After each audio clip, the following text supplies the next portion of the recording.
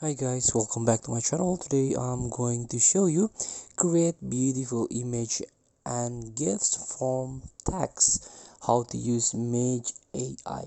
So all you have to do is open your browser from your phone is a possible. So this is mage.space.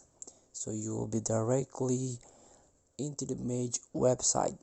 So you can select the concept here, the anime concept for example, and describe to generate, for example, a Euro football,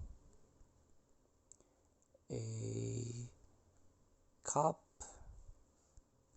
3 word is enough, and generate. So wait the AI to generate your concept. Here's based on Euro football cup with the anime concept. So you can enhance, or you can, here there's a tool here. There's no effect, but okay, this is like zoom in and zoom out. You can enhance, but you have to buy a purchase a plan, like need more pixels, become Mage member to unlock this feature, and so on. So you can regenerate, and even you can save this image.